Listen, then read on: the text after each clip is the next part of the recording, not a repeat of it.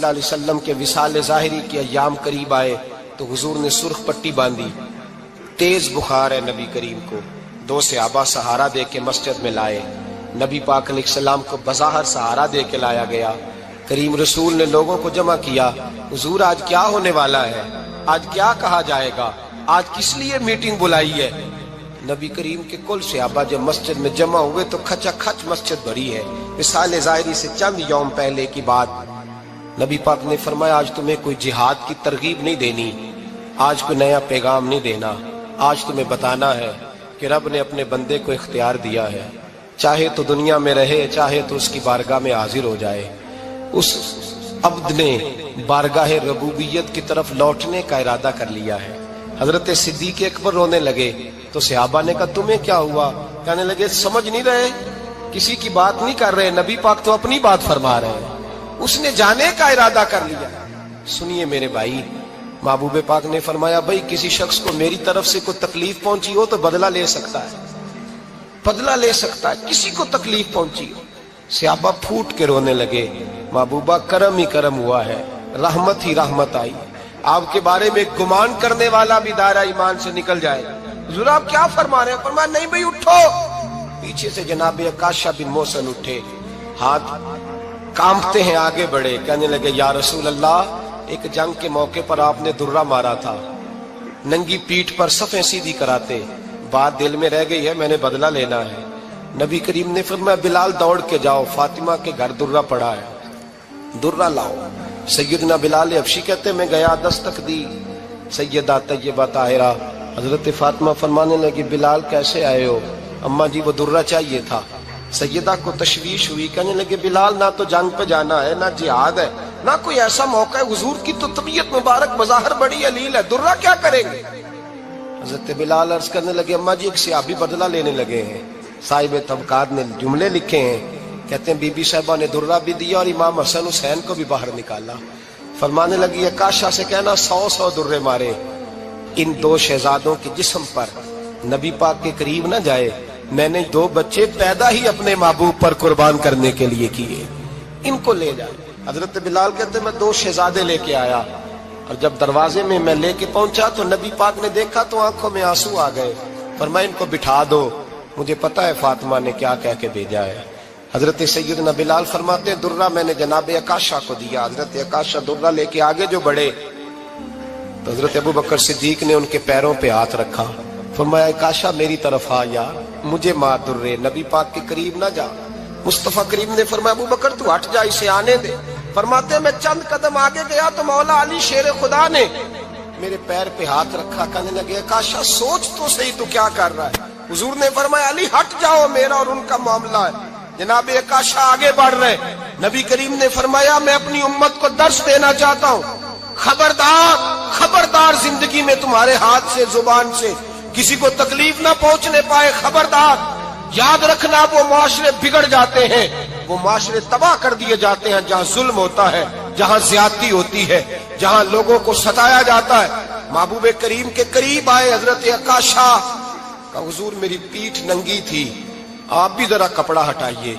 نبی کریم نے پیٹھ سے کپڑا ہٹایا، جناب عکاشہ نے درہ جو اٹھایا تو صحابہ کی چیخیں نکلی، حضرت عکاشہ نے درہ دور پھینکا، حضور کے بطن اطہر سے لپٹ گئے، چومنے لگے، کہنے لگے حضور وہ تو صفیں سیدھی کراتے لگ گیا تھا، آپ نے کہاں مارا تھا؟ یا رسول اللہ میں تو بہانہ بنا رہا تھا کہ جاتی دفعہ مجھے وجود چومنے کا موقع نصیب ہو جائے، مجھے یہ موقع نصیب ہو جائے۔ میرے حبیب نے فرمایا جس نے جنتی دیکھنا ہو میرے عکاشہ کی زیارت کر لے۔ بھائی ظلم کا دروازہ کھلا ہوا ہے اور لوگ بھول جاتے ہیں زیادتی کرتے ہوئے، وہ بہو سے ہی کیوں نہ کریں، وہ اپنے گھر کے بھول جاتے ہیں کہ شاید پوچھنے والا کوئی نہیں، شاید میزان نہیں لگے گا۔ ایران کے بادشاہ نے اپنے بیٹے کو پڑھانے کے لیے ایک استاد صاحب کا بندوبست کیا۔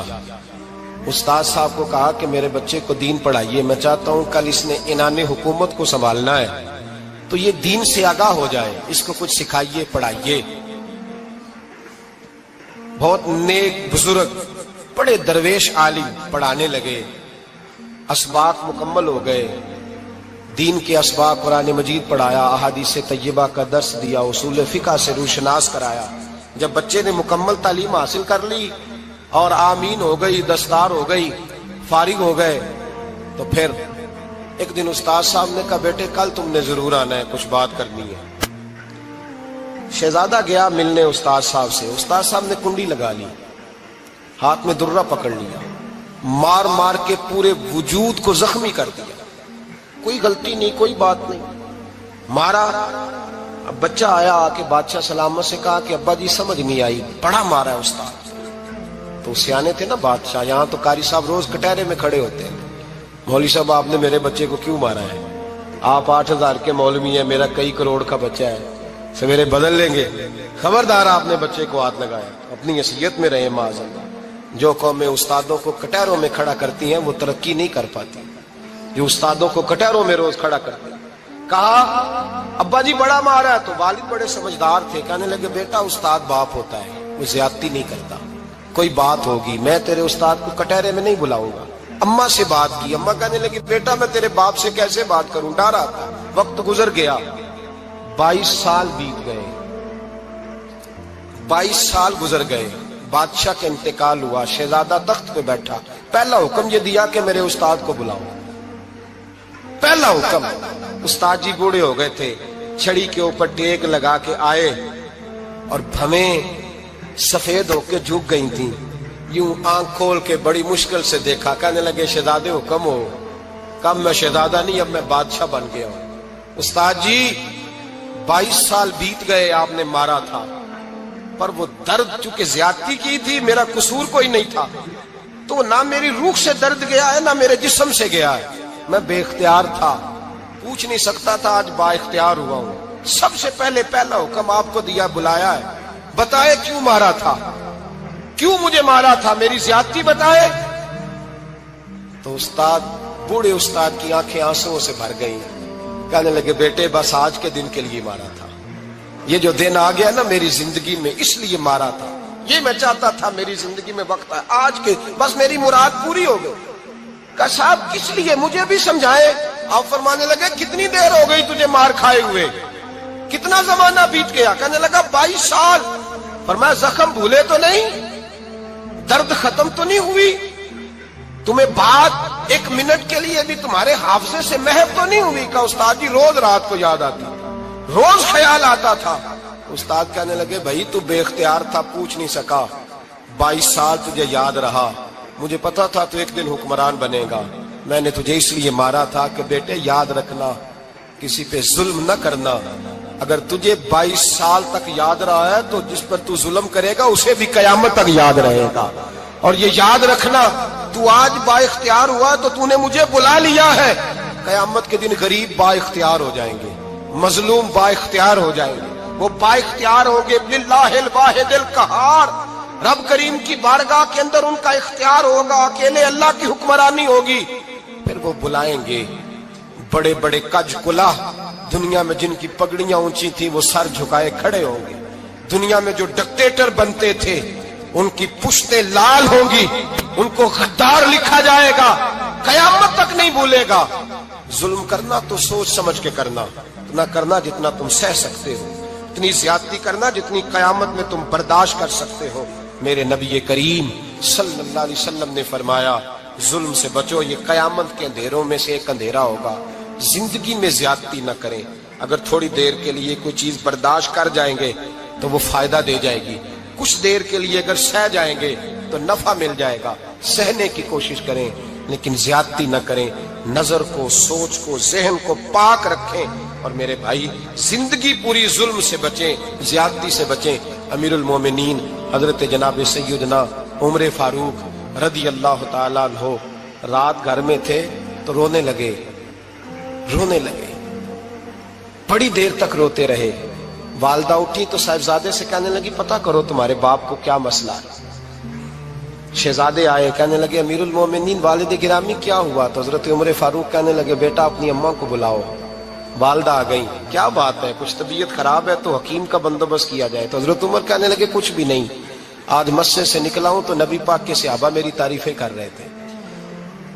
یہ حضرت فاروق اعظم کے وصال کے قریب کے دن ہے، تعریفیں تو حضرت یہ رونے کی بات ہے کہ خوش ہونے کی؟ آپ فرمانے لگے نہیں، سوچتا ہوں बाहर तो मैं अच्छा रहा हूं, पता नहीं घर में ही कोई ज्यादती ना हो गई हो, पता नहीं तुम्हारे साथ भी मेरे मामला ठीक थे कि नहीं। सहाबा तो तारीफ करते हैं, रो रहा हूं तुम्हारी वजह से ही ना उलझ जाऊं, बीवी ही ना कहे मेरा हक ही अदा नहीं किया। ये लफ्ज कहते कहते पहाड़ है ये शख्स, कैसरो किसरा कांपते हैं। हजरत उमर रो पड़े, बीबी से कहने लगे मुझे अल्लाह की रजा के लिए माफ नहीं कर देती, मेरे ऊपर बोझ था उम्मत का, मैं सारी रात मदीने की गलियों में फिरता था, दिन सारा मस्जिद में गुजरता था, मैं तुझे वक्त नहीं दे पाया, माफ नहीं कर देती। तो ज़ौजा कहने लगी नहीं उमर, मैंने भी जिंदगी में अपना कोई सुख चैन नहीं देखा, कोई चाव पूरा नहीं किया, मैं कैसे माफ कर दूं, मैं नहीं माफ करती। हजरत उमर जमीन पे बैठ गए, रोने लगे, कहने लगे चल माफ कर दे। कहने लगी एक वादा करो, कयामत के दिन रब करीम की बारगाह में मेरी सिफारिश करोगे, अल्लाह की बारगाह में अर्ज करोगे कि अल्लाह अच्छी थी, मुझे कपड़े धो के देती थी, रोटी पका के देती थी, मेरी इज्जत की मुहाफिज थी। जनाब उमर कहने लगे तेरे साथ वादा है, रब अपने फजल से उमर को जन्नत देगा तो उमर तुझे जन्नत में साथ लेकर के जाएगा, तेरे साथ वादा है। अरे भाई, जिनके दिलों में एहसास था कि हमसे कोई ज्यादती ना हो जाए किसी जगह, वो तो यहां तक मामला करते थे, यहां तक उनका ख्याल रहता था। अजीजों, एक तो नजर में हया पैदा करें, वालिदैन की बहुत बड़ी जिम्मेदारी है। लाखों बच्चे मर्जी की शादियां कर रहे हैं, हजारों घर उजड़ रहे हैं। ये वो वाला जहर है जो हर घर में तेजी से फैलता चला जा रहा है। पहले हम कहते थे कि बच्चा बाहर ना निकले, अब कहते हैं अल्लाह कहीं मोबाइल लेके तन्हा ना बैठ जाए, कहीं तन्हा ना बैठ जाए, क्या बनेगा इसका अगर ये गंदगी और ये ऐसा नशा है जो उजाड़ के रख दे। बुखारी शरीफ में हदीस है, काज़ी अय्याज़ मालिकी रहमतुल्लाह अलैह ने बड़ी तफसील से लिखी है। रावी हजरत अनस बिन मालिक हैं। एक बंदा बड़ी दूर से आया नबी पाक सल्लल्लाहु अलैहि वसल्लम की ज़ियारत के लिए, बड़ी दूर से। अरब के जो सरदार होते थे उनके बड़े नाज नखरे होते थे, वो खैर आज भी हैं, प्रोटोकॉल का माहौल आज भी, यानी वजीर साहब के आगे दो चार गाड़ियां ना हो तो उनको मजा ही नहीं आता, पुलिस वाले आगे पीछे भागे तो हालांकि उनको नहीं पता कि जो पुलिस वाले आगे पीछे भाग रहे हैं ना, ये हुकूमत बदली तो गिरफ्तार करने भी इन्होंने ही आना है, लेकिन वो बड़ा मजा आता है जब लोग गाड़ी के पीछे भागते हैं। क्या बात है जनाब, बड़ी बात। और हमारी तबीयतों में पता नहीं कौन सी, तो नबी पाक सल्लल्लाहु अलैहि वसल्लम की खिदमत में वो शख्स बड़ी दूर से आया। तो अरब के बादशाहों का मिजाज था, प्रोटोकॉल बड़ा चाहते थे, उनका तो ये तरीका था कि हुक्मरानी करनी है जैसे भी हो। अगर किसी गुलाम ने धूप में बंधा रह गया, ऊंट और छांव में नहीं बांधा तो दुर्रे मारते थे, और अगर उसने खोल के बांध दिया तो फिर भी मारते थे, कहते थे इतना सियाना हो गया तो उन्हें पूछा ही नहीं, खुद ब खुद ही बांध दिया। वो शख्स हुजूर की बारगाह में आया और बहुत सारे लोगों के पास क्योंकि वो जाता था अपने सरबराह का पैगाम लेके, तो वो कांप रहा है जब हुजूर की बारगाह में गया, डर रहा है। अब जरा बात को समझना, नबी पाक सल्लल्लाहु अलैहि वसल्लम ने उससे फरमाया क्यों डरते हो, सादा आदमी है, देहाती है, बद्दू है। अल्लाह के रसूल ने थप की दी, क्यों क्यों डरते हो? तो कहते हुजूर मुझे आदाब नहीं आते और मुझे डर आता है, कोई बात अगर ऐसी हो गई, आप मदीने की हुकूमत के सरबराह हैं, तो कहीं आप नाराज ना हो जाएं। हजरत अनस बिन मालिक फरमाते हैं बात कहाँ की थी, पहुंच कहाँ गई। जब उसने ये कहा ना कि आप तो हुकूमत के सरबराह हैं, कहीं कोई गलती ना मुझसे हो जाए, तो नबी पाक की आंखों में आंसू आ गए, हुजूर रोने लगे और नबी पाक सल्लल्लाहु अलैहि वसल्लम फरमाने लगे ना भाई, तो किसी हुकूमत के सरबराह के पास नहीं आया ना, तू तो उस बेटे के पास आया है जिसकी माँ गोश्त के खुश्क टुकड़े खा के भी गुजारा कर ले। मैं तो एक गरीब माँ का बेटा हूं।